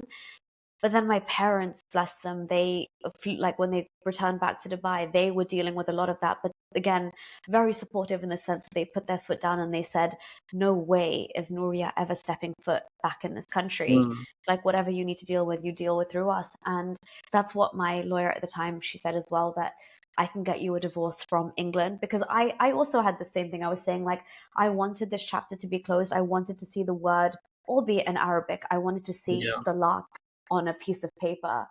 And Mm. when was the verdict from the judge? It came like months later, but it finally did. And Islamically, according to Sharia, it is so depressing. It's like you are entitled to a monthly staple of like X amount of dirhams for Mm. makeup and for food, like cooking food. I'm like, this is like literally, we're living in the Degradation. 21st century, and it's the Yeah. writings of like something you pick up from the Yeah. 11th century in Yeah. the British Museum, Yeah. It's what's strange is that in Kuwait they divorce a lot, the Right. woman, right, for the money. So they would Uh, divorce and they would marry someone else. Like it goes along a lot over there, but they have like cousin marriages 55% in Kuwait as well. Oh, So wow. It's because they are small tribes, right? So they eventually are going to. And if you're not with a pure Kuwaiti, right, you will lose your nationality, or Oh you will my get degraded. The God. nationality will get degraded. Yeah, because there are grades within nationality, as far as I know. Like if I you was marry a just gonna say, what non-Kuwaiti do you Arab, mean degraded? There's levels to being Kuwaiti? yeah, because if you marry a non-Kuwaiti Arab, it's different, and then a non-Arab is different because they share oil profits within the Right. families, right? So that's why they do it. So Oh, you I might not like see. have different passports or anything, but like your income from the government is going to change if you marry different. Like Oh, yeah, but it's just wow. That's like highly your problematic. story. Yeah, it's weird. Your story, like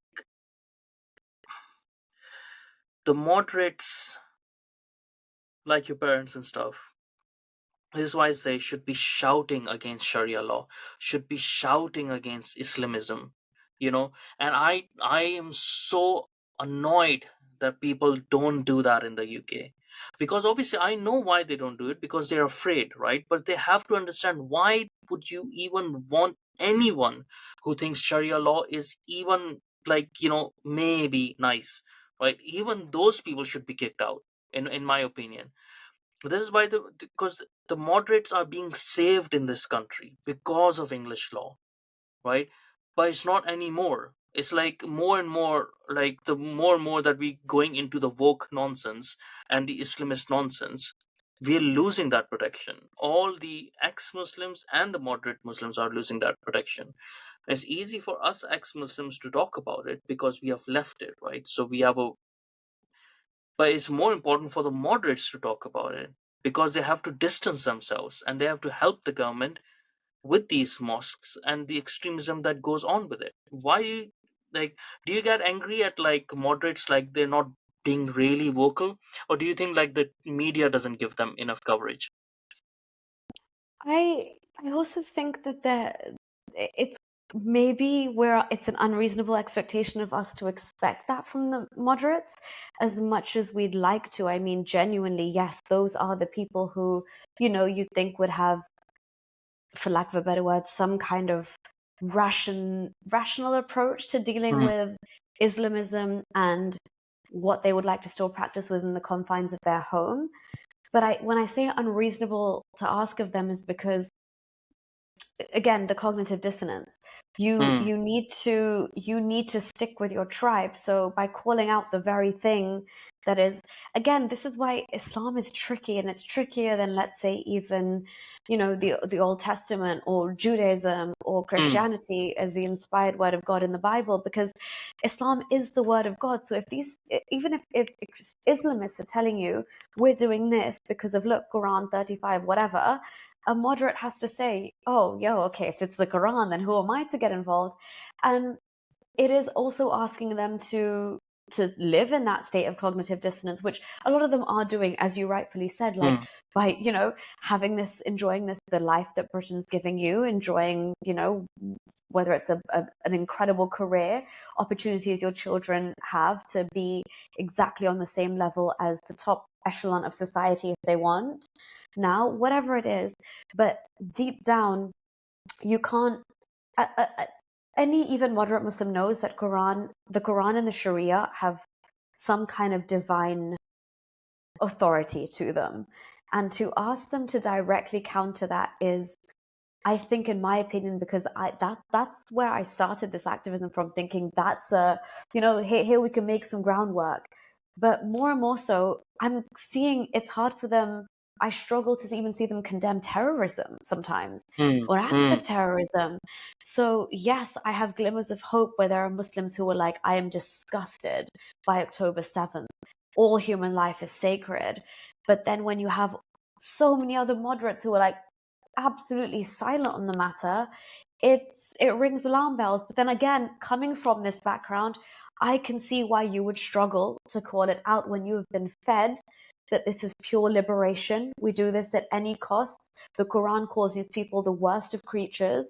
Literally, with end times is going to come with Muslims warring against them. It's pure conditioned hate. So to get rid of that, And I think all we can ask for them to do is condemn terrorism, which is the benchmark. So when you see people from Five Pillars and stuff going on to mainstream, let's say as close to mainstream media as possible, and they simply can't say tragic life on that side is bad, lost, and tragic life on this side that's lost is also bad. The fact that you can't hold both things to be true at the same time says a lot about you posing to be a moderate. And that's Yeah, why, like, it is deep that, they're only moderates until they're not anymore. yeah. I mean, like the problem with five pillars is like they're Islamists. They are not moderates. They're just Yeah, posing yeah, as moderates, right? So they are yeah. outright Islamists. They are political Islamists, and they're using our laws over here against us, right? But this is the problem, right? Which you said that they have even moderates. They would have tribal allegiance, right? Which is why I don't think I don't think that even moderates can coexist within the West if they don't speak up, right? Because they can only live as long as we have peaceful times. Because if they're unwilling to speak up to defend Britain over their religion, then there has to come a point where people in this country who are ethnically British are going to say, you know what, why do we have you here? And we are going to move towards ethno nationalism, which is going to be really bad.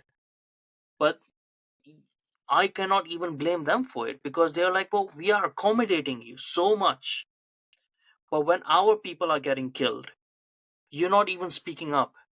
You're still on the side of the terrorist, right? So there has to come a point, even for them, it's sort of like, well, you have to choose. Right, you have to choose. You can't just say, oh, because my religion doesn't allow it. Well, then either leave your religion or leave Britain, right? That's the I can't see solutions over here because Islam has trapped them so much, and I don't outright blame them like the moderate Muslims as well. I just wish they had more guts to, or at least they had foresight to understand that it is going to come to a choice eventually. Eventually, this can't keep going on. Either if Britain needs to remain Britain, or all Western countries need to remain Western, this is going to come to that point eventually, where people are in majority going to ask, can we kick all the Muslims out of this country? Can we uh, can we tear down all their mosques? Can we, like, it is going to come to that point if no one resolves the situation. In my head, I think so it's going to come to that extremism, which is why I'm trying to speak up so that it doesn't go to that extremism, because not all Muslims are like that. But then the all Muslims who are not like that, they're not speaking up, they're not doing themselves any favors. Yeah, I think again, like, and a lot of these problems, sorry, come back to the root cause, which is Islam itself. Hmm. Again, being put down in some, classical Qureshi Arabic that most, like you and myself, most of our Pakistani or British Pakistani parents even would don't even understand. And they, to be honest, again, a lot of moderates don't know what's in their own scripture, so they don't really know who they're siding with when they say, like, down with the West, or we hate U.S. Hmm. foreign policy. Well, what's the alternative? What is the Yeah. alternative? Like Putin's Russia, or the Taliban, or the regime in Iran, or Yeah. like what is? They haven't thought about it long and hard enough, and it gets quite like not. I wouldn't say like I feel like they must also feel slightly just I don't know, thrown off guard because how can you go this long, for example, when you're a moderate and then you see all of these things happening in the name of Islam, and yet you're also saying that America and the West is wrong, but you're happily sitting in there commenting on other countries which you would not be comfortable spending a week in or having your children being educated in there. So you know that there are good elements of society here which uphold your civil liberties and uphold human rights in general. And you also look down on some of those other countries, yet you're hell bent on the world stage in siding with them just because your religion is so totalitarian. And this is the problem. Islam's grip on the mind is not just like you said, there is nothing spiritual about this religion. It's an all-encompassing ideology. So it dictates, sorry, your political affiliations, it dictates your like foreign affiliations. It dictates your friendships, your family situations, every single thing. And this is, that will This is always come that back to. dissociation, isn't it? Like my mom used to call them, like my mom used to say, like Pakistanis are behis. They don't have the integrity within them. They just lie so much, right? And this is coming from someone who does consider herself Pakistani, right? So she Mm, says like they are very deceitful. So it's become their nature to be deceitful, right? And they mm, take, if you see a lot of Pakistanis, especially within Pakistan, they take joy in deceiving other people, right? So they're ripe for an Islamist ideology to take over and teach them about taqiyya, about lying and stuff like that. They are primed for it, right? This is yeah. why it is a problem. Unless there's a revolution within Pakistan and they throw out Islam, like in Iran, then the problems over here will persist. And this is what my British mind says. Why should the problems in foreign countries matter over here? Why are we importing them? If they don't want to be loyal to Britain, I don't care if they're born over here. Find a way to kick them out, right? So it's not coming from like sort of like a hatred, because it works against me as well, because I will have to be investigated as well, right? And they will have to come to that point, like whether I retain my citizenship or not, right? So it's not in my favor to be saying these things. But if you take yourself out of the situation, you have to think like, what benefits a nation from harboring foreigners who are working against their interest, and people who, doesn't matter if they're born over here for 3 4 generations as well. If you are not loyal to the nation, you are posing yourself as a foreigner, even though you were born over here, even though you're the third or fourth generation.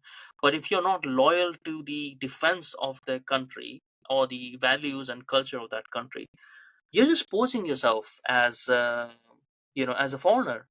And then why should the native population be inclined to safeguard your rights while you regard their rights as nothing?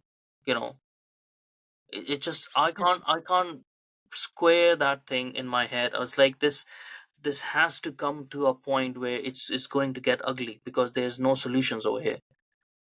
Yeah, and like you said, like if you're, what you're working towards is fundamentally opposed to where you're living and everything that you hold, sacred to your life, it makes no sense. And like I said, these moderate Muslims do have to confront situations where the Taliban is in power in Afghanistan, and look what the regime is doing in Iran, and they must think to themselves that, look, this is the end result of what we're calling No for. one is immigrating to Afghanistan, right? Exactly, absolutely. They know You know, this then.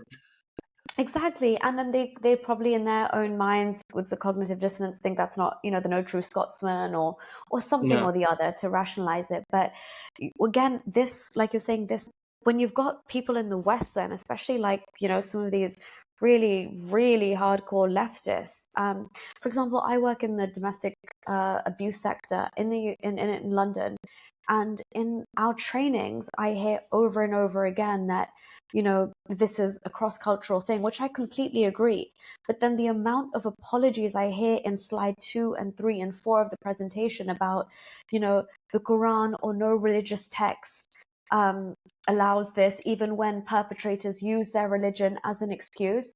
They advise us to like never say that a culture is wrong, and they actually say you should flip it and tell them how their scriptures tell them to worship women. And I was like, where in the Quran does it say to worship women, or in the Hadith? Maybe in the fabricated last sermon of Prophet Muhammad's Or feet, where Sahih they take it, the Hadith, little bit yeah, that they take it from, or that the Jannah is in the heaven is in the feet of your mom, right? exactly. The same mom that you have held hostage for on her entire life. Like these are just foolish ways of understanding Islam. They just, that's the thing as well that I find. So like, I have a lot of like religious friends as well that I still keep in contact with in Pakistan, because we discuss religion. They know that I'm not Muslim and stuff. We don't like, we're sensible sort of people, right? So one of the person who really believes in Islam and stuff, he doesn't like Pakistan in that sense, because he said, like, you have more rights as a Muslim in England, right? So how can I call them kafir? How can I call them infidel? How can I hate the British when they are more human than the Muslims, right? And this is also something that my mom used to say, which probably is like my upbringing that helped me leave Islam as well. That first learn, she always used to say, first learn to be an insan before becoming a I love Muslim, that. right?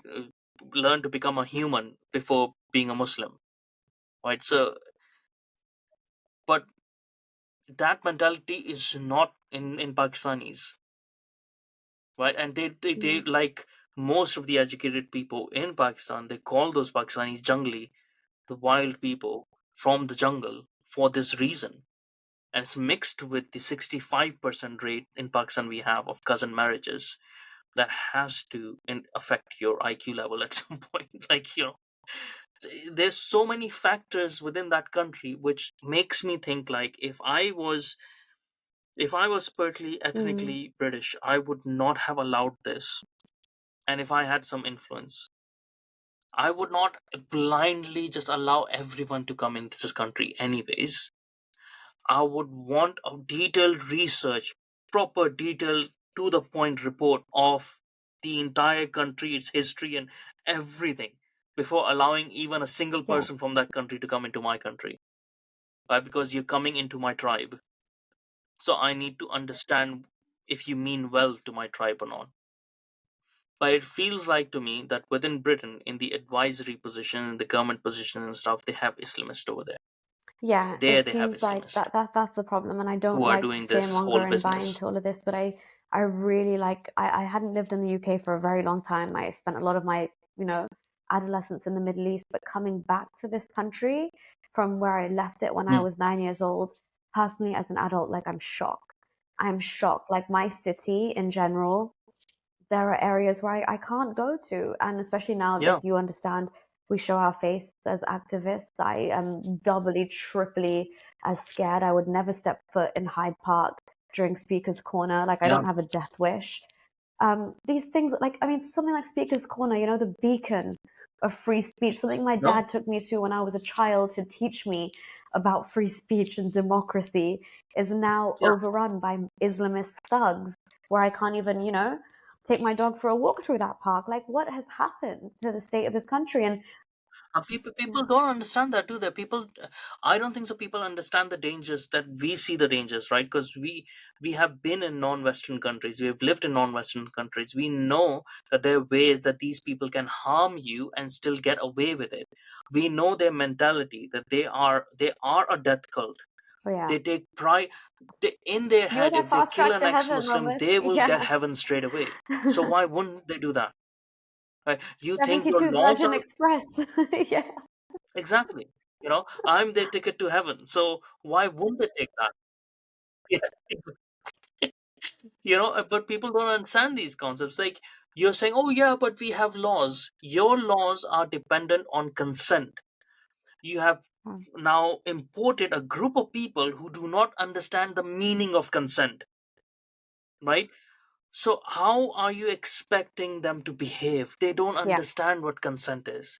The only consent that they have is with Allah. Submission. Yeah. That's the And only they compliance. only understand Yeah. compliance. They don't No, understand consent, 100%. right? So what are we doing? I just don't understand what we're doing. It feels to me that it will Mm. soon be unsafe for me to live in England. And that truly breaks my heart even to think Yeah. that, because I'm that deeply connected with Britain, right? So it just breaks my heart that if I do that, then I will be miserable, even though I can go and live in my wife's home country in Poland. But Yeah, it but see, just exact you moments we're know doing this to it's not the same. ourselves, That's like not as a nation. what So I came here it's for. a sad, like the thought you just had is so sad, and it hurts me to even Yeah, think that. And I've contemplated leaving so many times as well because you really weigh up, you know, the pros and cons, and is it worth it? And you start to see like what's happening around you, and I mean, like, you know, if even like a city like London, for example, you just see Mm. like how just the lack of action, what it's doing.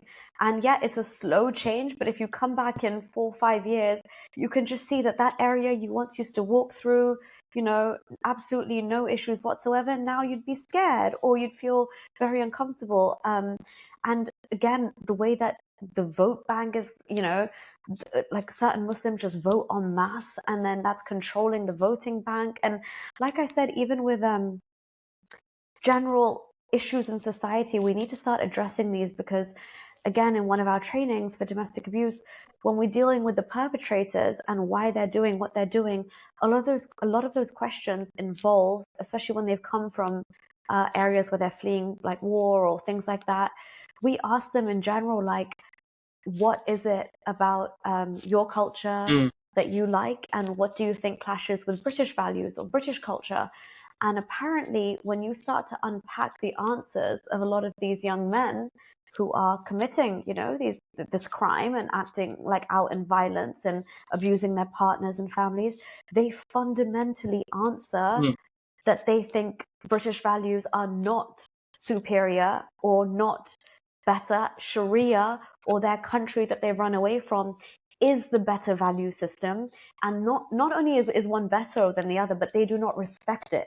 So when you're asked about how do you think, according to British values, do we treat men and Yeah. women? Or how is a relationship? They don't even acknowledge that, a man and woman should be given equal respect. So that's the level, as you said, there's no such concept as consent for them. It's merely compliance.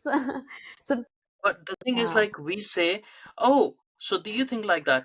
Maybe we should yeah, buy you a house and we should give you benefits and then bring them. live over here. And you know what? Like, your parents who Yeah, actually are even strongly in belief of that, let's bring them over here as well, right? Like, this, so we will get culturally enriched. No, fuck off. Like, not all cultures are the same. Why can't people understand this? Some cultures are bad, some cultures are should not even exist on this earth anymore. Islam has a lot of those cultures within there, right? We should not be saying like, oh, we should be culturally aware of other things, even when it comes to domestic abuse, right? Because I've seen this a lot. The cases will come, and the training that would be given to people who are dealing with that is like, oh, let's understand other cultures, maybe it's different in their cultures. It's like, no, no, no, no, no. You should be telling them, you're here in Britain now. In Britain, this is the culture, this is the law. You don't like it, fuck off, right? As simple as that. Why can't we just apply our laws? Just apply our law. We don't even have to make new laws. Stop making adjustments for other cultures. Just apply your laws. And that's it, problem solved. You'll have to kick those people out then. But it feels like everyone is so afraid to say that these primitive cave dwelling people have a better culture. It's like, are you serious? What have they produced? What have their countries produced in the past yeah. No, I 500 yeah, years? I Apart from get your war. wider point. I like in terms of the culture, I would like to pin that directly on Islam, because wherever Islam goes, it becomes the culture. And when it comes to people, like, there's always Yeah, diamonds in the rough. So it's not necessarily that like a cult of yeah, people or anything are backwards, but I mean, when you talk about a religion, yeah. be it any religion, I think like it causes you to stagnate in a particular time and place in history. And Islam has done exactly that. It's caused us to stagnate to Mm. 1400 years ago, where morality was disgusting. Um, Philosophy Islamically was barely even thought out. There was such better ideas being, professed in other parts of the world. So, yeah, in terms of what Islam has done, I think it's done nothing but regress Yeah. humanity and keep us stuck. And every culture, Has enabled the bad coding to exist within cultures as well. Like, where those why I'm talking about the regional cultures and Islam as a separate thing as well, is because there were some regressive regional cultures, oh yeah, which is why they took Islam more easily, because they enabled their bad behavior to exist and not evolve them, right? So it's like, they are within Punjab, in Pakistani Punjab and stuff, and some of the Balochi villages. there's a tradition that if you do one tribe wrong, they are allowed to gang rape the woman from your tribe, even though she has done nothing Mm. wrong. But because like there's a culture, and this happens in Pakistan all the time, right? There are famous cases about these things. So it's not inherently within Islam that it allows, like that it says that you can do it. That was their ethnic culture, tribal culture from before, but they can explain it through the honor system and stuff like that within Islam, and the Islam becomes an enabler for them. So if Islam wasn't there, their cultures would Yeah, have to adapt and evolve, right? So there is a mixture of those things, but mm, like you said, like the main factor is Islam, because it's stagnating the culture. It's not letting it evolve from 1400 years ago. So that does become a huge problem, and we have to, we shouldn't honestly. have Sharia Yeah, courts in Britain. I don't understand why we even give them any sort of credence over here. I don't think so. We should have unmonitored mosques in Britain. In Kuwait, the mosques are monitored. They have a camera, each mosque and stuff like that. And also for the Friday prayers, the sermons are sent by the government that you can talk about these things. They can't just go on talking about yeah. whatever Straight they up, they're want. like, Now it's definitely a do different this. matter that the government says talk against Israel, but Right. yeah, yeah, do Yeah. this like but the system is like they are regulating their mosques like that while we are letting them run free, right? Because we don't know what's going on, and then we're letting the scholars from around the world come over here and give speeches in the mosque and stuff like that. Those things need to stop. Islam will, it's not the Islamists just Islam itself will not coexist. It doesn't want to coexist. It doesn't matter whether the Muslims are moderate or not. Over here, as a religion, it does not coexist. It says it in there. Its end point is the day of judgment will come when everyone will become Muslim. How will that become Muslim? Go and give dawah. Go and make Yeah. other, do jihad. Do Yeah. we make other, like, how clear do they have to be Exactly. I to mean, tell you listen that to they them are when your they tell enemy you. before you It's as realize they are your simple as enemy? that. Yeah. Oh, we are almost at the 2 hour mark, and I was going to talk about the woman Yeah, in sure. Islam, but we haven't talked that much about it. Maybe next time when we do it. It was so, we got Hey, so engrossed in the yeah, convo. sorry, I it actually went have like questions for you way as too well, but long. I'll save it till you come on my channel. Okay, let me just ask the last question so I can end the. Yeah. Okay, so like I was saying, I never got to ask you the question yet, or have heard Yes. the answer yet for it, like on how you finally left Islam. Because we came to the whole that point, I got sidetracked with all the engrossing conversation that we were having, because it's not, as I told you, like I don't have any Pakistani friends, right? So if when I meet someone who is from that background or has more relevance to that background, I just get overexcited sometimes, especially if they are an ex-Muslim as well. But with you, there's a different dynamic as well, that you're a woman, right? So, and most male ex-Muslims don't understand those, probably those differences. Like it's really not the same for us. We as men could have certain conversations. We had our friends, we could go and meet up whenever we wanted at night, whenever we were, wherever we were in Pakistan, right? Women can't do that in Pakistan. They can't congregate. They don't have these places where they can go and they can have these conversations, because a lot of time we would be having these theological conversations and stuff 2 o'clock at night, like sitting at some dhaba, uh, drinking tea and stuff like that, and having those. You can't, a woman can't do that, right? So a woman is not just a physical hostage, she's a mental hostage. And so they develop a deep Stockholm syndrome that people don't understand, because it's so much dependency for them, right? So that's why I just got very sidetracked, because I wanted to know your point of view on that.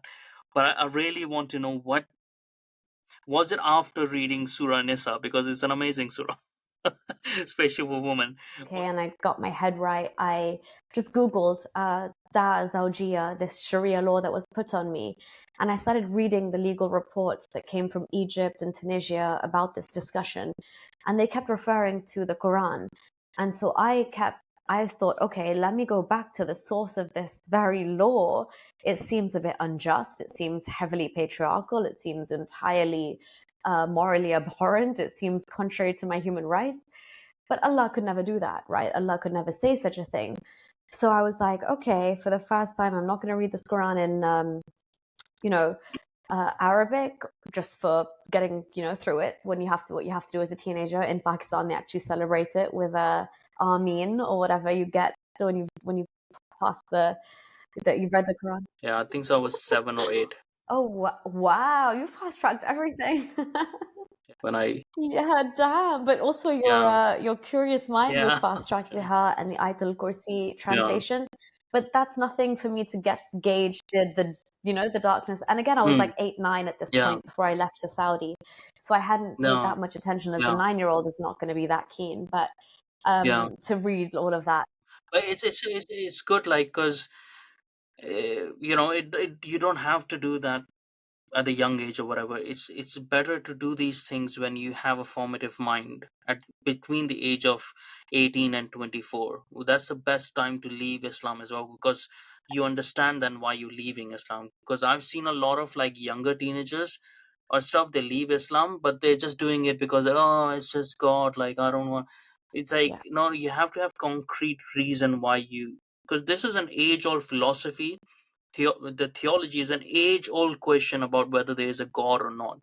You can't just leave out of this. If you have any intellectual curiosity and capacity, you can't just leave this arena by saying, oh, it's all bullshit, isn't it? It's all man-made.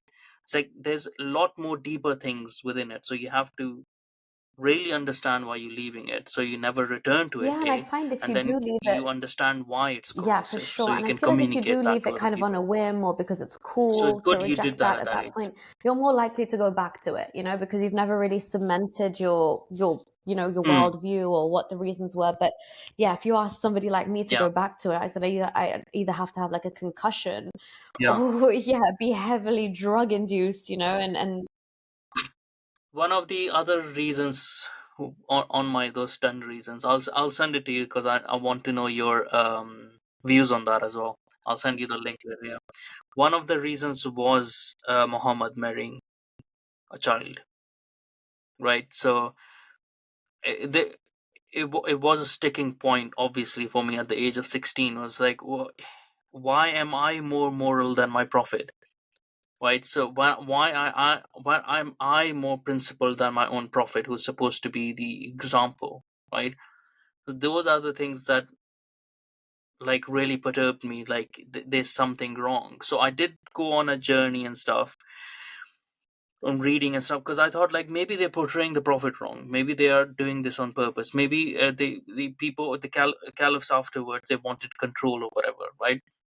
So they created these myths about the prophet, because a lot of like the Sufism came right after the death of the prophet, right? So the Sufism came right after that, where they said like they don't believe in the whatever the caliphs are doing now, and they're going to separate from it, right? And but they still give allegiance to Muhammad. They give allegiance to Muhammad more than they give allegiance to Islam, which is very weird. But their idea of Muhammad is very different. So it sort of made me think like maybe they have changed the hadiths to go their way and stuff like that. But it's just too many accounts of him, right? It's not even like, let's say all the hadiths were wrong, right? There's no escaping from the fact that the revelations are what Muhammad was saying and people were writing down.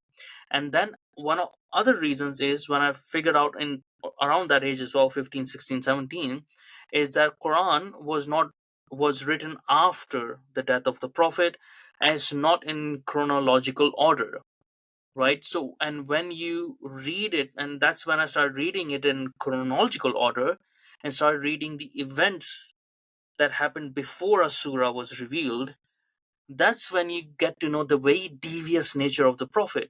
Because whatever he wanted to happen, if he wanted to marry the sex slaves, or not marry, have sex slaves, or wanted to marry a child or whatever like that, lo and behold, there would be a surah that came revealed all of a sudden. And I was like, well, that's gaslighting, because you're telling your wife, oh, like, I have a revelation and my revelation says I can divorce you and marry someone else. It's not me.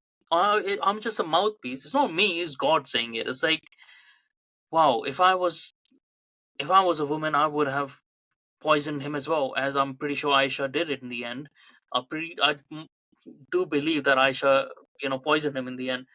But those sinister things is sort of like showed me that there is. And plus, when, like you said, when you read the translation of the Quran, you get to know what are these stupid assertions that is the best written thing in the world. No one can ever copy it and stuff like that. And I read it, and it's like, this is an egotistical maniac that is writing it, that is asserting himself in every second, like, point. Like, I don't have a. So there's a funny thing, right? I don't have a problem with Trump, but I would love someone with a Trump's voice to read Quran. Because it would fit perfectly, because it's the God is so narcissistic. He's so self-congratulatory, like, all the time. Like, he's like, we're the best, we're the best. Like, go on like that all the time. It would match it, right? And when you read the Bible in comparison, and you're like, this is a this you can even consider a divine text of some sort. There's some knowledge in there, right? There's some. If you don't believe in the God part of it, take the God part out of it anyways. But they're discussing something. It's written by different people, it's written by philosophers. They have, you know mulled over these things over and over, and that's when they written it. Obviously, a lot of things is bullshit within it anyways, but it's a stark difference. Read, like, Bhagavad Gita. It's completely different. When you read, like, Quran, it's like, what the hell is this? What is this? But people, I don't like. I think so. Like, a lot of non-Arabs, I think that this is the reason why maybe Arabs are becoming more and more moderate over time. Is because it is their language. They can understand it straight away. It's only the impoverished Arabs, probably from Syria and those places, that are still fundamentalist. All the other Arabs are becoming less and less so fundamentalist, who are, prosperous. It's just because Pakistanis and other people, they don't read the translation ever, and if ever, they would read it at your age, and that time for most of them, it's too far gone. It's already established in their head. It's the truth. Because I've read in Urdu, right? So I've read in Urdu because there's some things that translate better because it's a similar, uh, yeah, fanatical, and, like, language is a bit similar how it translates. It's still bullshit, but it's a little bit poetic, right? Because poetry cannot be translated from. But if you read, like, Maulana Rumi's poetry in English, it's not as good, even though it's good enough. Like, it's good. There's some deep thought. Yeah, yeah. So Urdu does translate it a bit better. So it could be that, because I've not thought about that before, but you brought it up. It's a good point. It could be that they are not distinguishing the bullshitness of it. Yeah, and it's not the point, like, because people will say, like, oh, that shows you that that's why it's supposed to be in Arabic, and that's why it makes sense. That's not the point. The point is, like, if you translated it into a language where the poetic element can be taken out, the truth of it, right, should stand out. But because it doesn't, that shows you how bullshit it is. Because you can translate from Latin to Arabic Bible, and it's not the same. Like, it's not the same effect as translating Quran to English, or even to Latin. There is no spirituality within it, and that's why it's a very stark difference as well. Like, because obviously, as a woman, you wouldn't have gone to the mosques and stuff like that, because women are not supposed to go. They're given special like, places in some mosques in certain countries, but overall they don't go. But when you, as a man, when you go to the mosque, like, especially on the Friday prayers, you come back charged, like, as in, oh, I'm gonna go to war, I'm gonna fucking kill the Jews, I'm gonna do this. Like, that's all in your head, right? And I've experienced this by going to mass, Sunday mass, sometimes in the church. You come out with love, right? Both are not true in their content, but it shows you the perspective of both, like how different it is. In the church, you're going with your family, with your wife, with your kids, and you're going as a family, right? In Islam, you're going as a warrior to be charged, right? It shows you that Bible is actually, or Christianity is actually catered towards finding your spirituality, and they are wrong, like in their assertions and stuff. That's fine, we can discuss that. But they're not a warmongering, it's not a warmongering ideology. It has been used by the Catholics to be that at certain stages, but whenever you revert back to the its original core, it is not that, right? This is the huge difference that I saw, and I couldn't understand why people find solace in Christianity or in Judaism or other religions and stuff. So it's all man-made, it's all bullshit, right? But you understand when you go to a Sunday mass. It's like why people take solace in it, because they're not focusing on those sort of things. It's about the community, it's about people coming together, and it's about the people finding a common cause and finding, like, a set of morals that they all agree with, whether they agree with it in their own life or not, but they find that connection, right? That human connection, and they filter it through love. You don't get that in Islam. I know, it's like, I can't even like imagine, like it's been way over 2 hours now. But hopefully if we get back together some other time, we can talk in detail about, what, like it would be good to talk in detail about Surah Nisa. So we can probably dissect Surah Nisa together, and I can, like, tell people where to go to get the proper translations and stuff as well. Like I have two versions of Quran somewhere here as well, so I can refer to that as well. It would be good because compare that Surah Nisa to the realities of women within Islam, so people actually get it, right? So that would be a good thing to do. No worries. Thank you everyone for listening, and hopefully I'll bring a more exciting, same exciting, less exciting, I don't know, another guest next time. Thank you so much for listening.